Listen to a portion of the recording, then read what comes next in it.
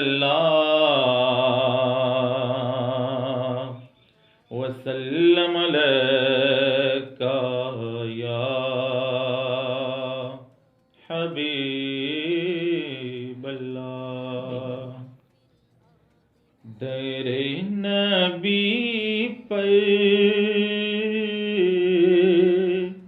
پڑا رہوں گا، پڑے ہی رہنے سے کام ہوگا۔ در نبی پر پڑا رہوں گا، پڑے ہی رہنے سے کام ہوگا۔ کبھی تو قسمتی کھلے گی میری، کبھی تو میرا سلام ہوگا۔ کبھی تو قسمتی کھلے گی میری، کبھی تو میرا سلام ہوگا۔ خلاف محبوب کچھ ہوا ہے، نہ کوئی عاشق سے کام ہوگا۔ خلاف محبوب کچھ ہوا ہے، نہ کوئی عاشق سے کام ہوگا۔ خدا بھی ہوگا ادھر ہی ہے دل، جدھر وہ عالی مقام ہوگا۔ کبھی تو قسمتی کھلے گی میری، کبھی تو میرا سلام ہوگا۔ اعوذ باللہ من الشیطان الرجیم، بسم اللہ الرحمن الرحیم۔ اللہم صلی علی سیدنا و مولانا محمد وعلی آل سیدنا و مولانا محمد وبارک وسلم وصلی علیہ۔ ناظرین کرام، آپ کا میزبان شمس الرحمن رحمت رمضان ٹرانسمیشن لے کے آپ کی خدمت میں حاضر ہے۔ ناظرین کرام، روزانہ کی طرح ہمارے پروگرام میں آج بھی دو عظیم المرتبت شخصیات تشریف فرما ہیں۔ میری دائیں جانب حضرت علامہ مولانا انعام سبحانی صاحب دل کی اتھاہ گہرائیوں سے خوش آمدید کہتے ہیں۔ بڑے احسن انداز میں نعت شریف کا نغمہ پیش کر رہے تھے۔ میری بائیں جانب حضرت علامہ مولانا حافظ طارق محمود صدیقی نقشبندی صاحب، آپ کو بھی دل کی اتھاہ گہرائیوں سے خوش آمدید کہتے ہیں۔ ناظرین کرام، آج کا جو ہمارا موضوع، جس کا اس پروگرام کا فارمیٹ، جس کے حوالے سے آج ہوگی گفتگو، دونوں شخصیات سے انشاءاللہ اس موضوع پہ سیر حاصل، معلومات حاصل کریں گے، وہ ہے غزوہ بدر یوم فرقان۔ ناظرین کرام، ہمارا یہ پروگرام جس میں اس موضوع کا انتخاب کرنے کا مقصد یہ ہے کہ مسلمانوں کے دلوں کے اندر وہی اصل روح جو اسلام کی ہے اس کو بیدار کیا جائے۔ آج بھی اگر مسلمان اس دنیا داری کے ڈگر سے ہٹ کے اسلام کے دائرے میں دوبارہ اپنے اسلاف کی طرف آ جاتے ہیں تو ان کو وہی رفعتیں، وہی بلندیاں دوبارہ حاصل ہو سکتے ہیں۔ تو ناظرین کرام، میں اپنے مہمان حضرت علامہ مولانا محمد طارق محمود صدیقی صاحب ان کی طرف آتا ہوں۔ سب سے پہلے تو علامہ صاحب بہت شکریہ، آپ نے اپنے قیمتی وقت سے ہمیں وقت عنایت فرمایا۔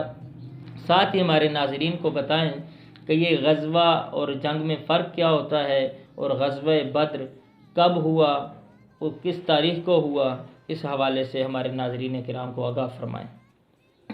اعوذ باللہ من الشیطان الرجیم، بسم اللہ الرحمن الرحیم۔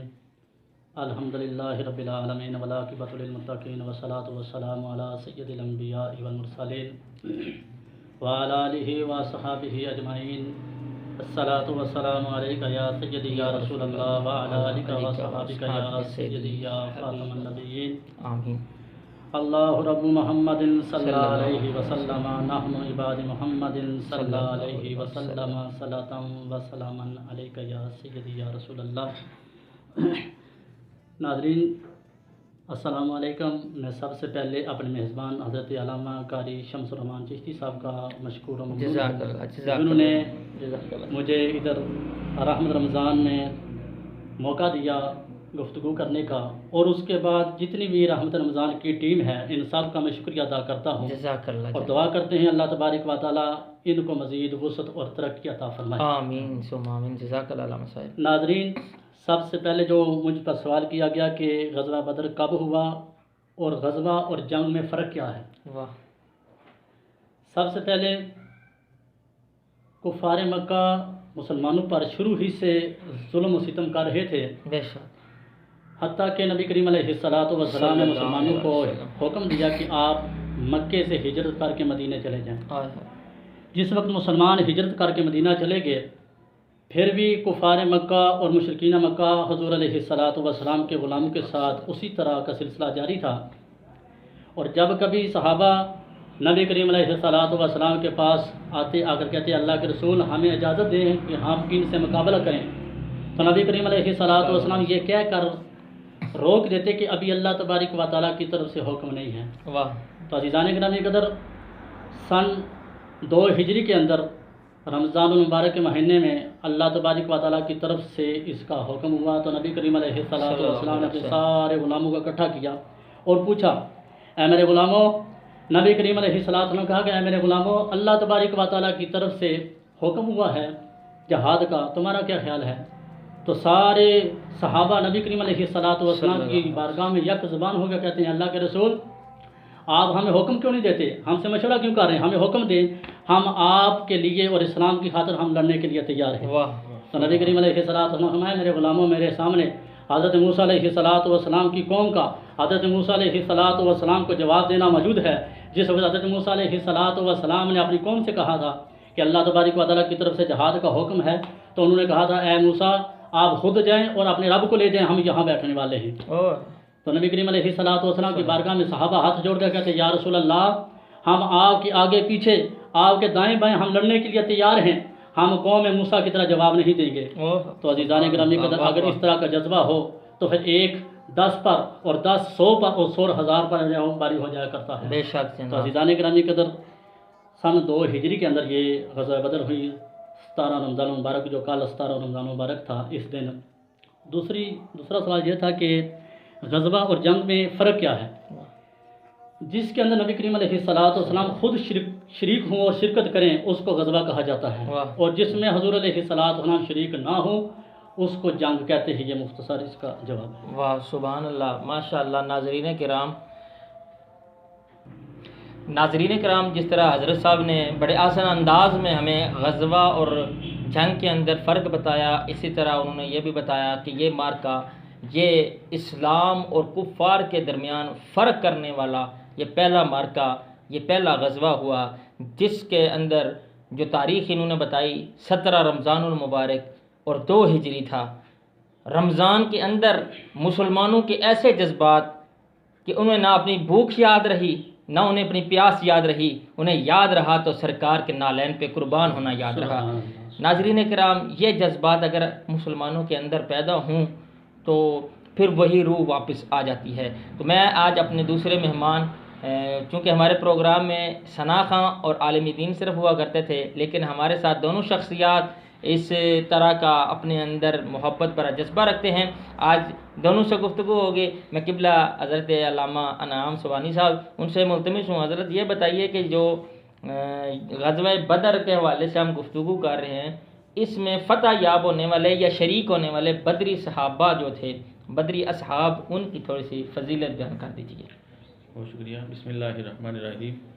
نبی کریم صلی اللہ علیہ وسلم کی حدیث مبارکہ کے تحت کہ حضرت جبریل علیہ السلام نے نبی علیہ السلام کی بارگاہ میں عرض کیا، اے اللہ کے حبیب صلی اللہ تعالیٰ علیہ وسلم، جو صحابہ کی شان اور عظمت، جو بدری صحابہ ہیں، جو جنگ بدر کے اندر شریک ہونے والے ہیں، جو ان کی شان اور عظمت ہے کہ نبی علیہ السلام نے ان کی شان میں فرمایا تھا کہ جو بھی جنگ بدر کے اندر صحابہ کرام شریک ہوئے ہیں، اب اس کے بعد ان سے جو کچھ بھی ہو جائے وہ جنتی ہیں، واہ وہ سبحان اللہ، جنتی ہیں، ان کو جنگ بدر میں شامل ہونے کے ساتھ ہی جنتی قرار دے دیا گیا۔ بے شک، تو اس قدر ان صحابہ کرام کی شان، اور پھر حضرت جبریل کہتے ہیں کہ جنگ بدر کے اندر کیونکہ ملائکہ بھی شامل ہوئے تھے، اب وہ ملائکہ جو ہیں وہ بھی بدری ملائکہ کہلاتے ہیں، واہ سبحان تو اللہ، حضرت جبریل کہتے ہیں یا رسول اللہ صلی اللہ علیہ وسلم، جو اول العزم، جو کبار جو فرشتے ہیں، ملائکہ ہیں، حضرت جبریل اور 4 جو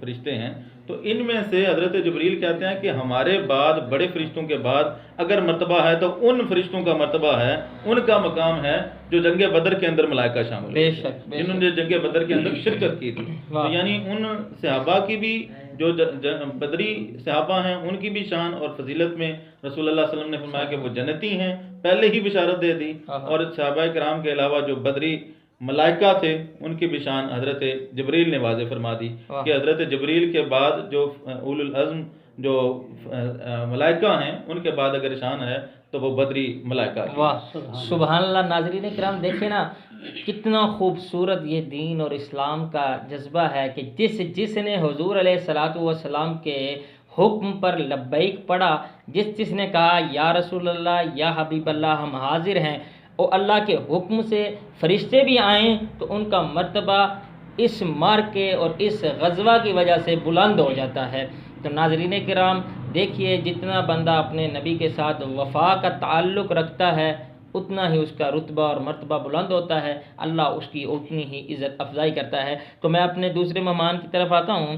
حضرت میں آپ کی طرف ایک سوال بڑھاتا ہوں کہ یہ جو مارکہ ہوا، یہ جو غزوہ ہوا، اس غزوے میں مسلم جو لشکر تھا اس کی تعداد کتنی تھی اور کفار کی تعداد کتنی تھی، اور ساتھ ہی ہمیں یہ بتا دیجئے کہ مسلمانوں کے پاس اور کفار کے پاس ساز و سامان حرب کتنا تھا؟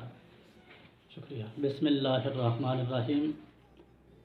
مسلمانوں کی تعداد 313 تھی، واہ، اور مسلمانوں کے پاس سامان جو تھا اس میں 3 گھوڑے، 70 اونٹ اور 8 تلواریں تھیں۔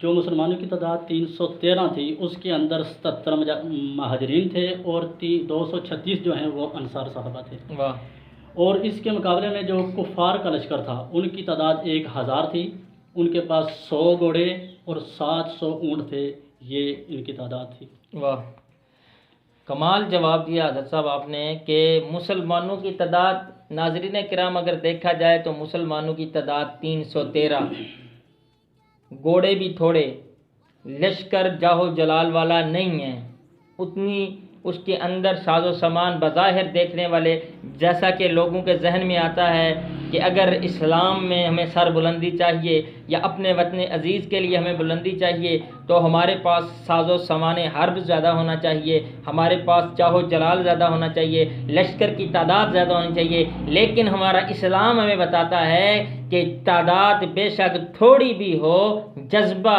اور جذبہ ایمانی اور محبت رسول زیادہ ہونی چاہیے۔ حضور سے وفا کا جذبہ جتنا زیادہ ہوگا اتنی ہی سر بلندی آپ کو نصیب ہوگی۔ بڑے احسن انداز میں آپ نے جواب فرمایا۔ میں حضرت صاحب آپ کی طرف آنا چاہوں گا۔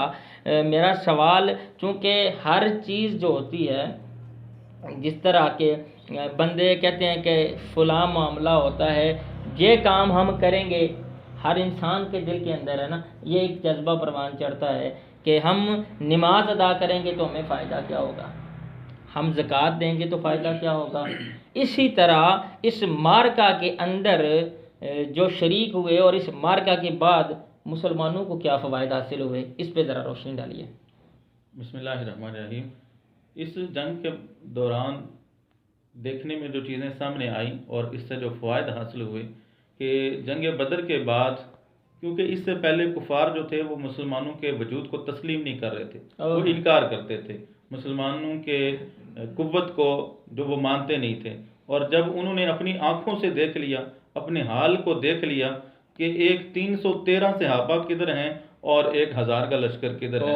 اور جب انہوں نے اس مارکے کے اندر دیکھا اور پھر تسلیم کر لیا کہ جو اسلام ہے وہی طاقتور دین ہے اور اسلام کو واقعتاً میں اللہ تبارک و تعالیٰ کی مدد اور نصرت حاصل ہے کہ انہوں نے اس جنگ کے دوران دیکھ لیا کہ 313 اور جن کے پاس صرف 8 تلواریں ہوں اور چند گھوڑے ہوں اور وہ 1000 کے مقابلے میں جائیں جن کے پاس جو ہے وہ 100 جو ہے وہ گھوڑا ہو اور اس تعداد میں ان کے پاس اسلحہ بھی ہو، وہ کانٹوں کے ساتھ لیس ہوں.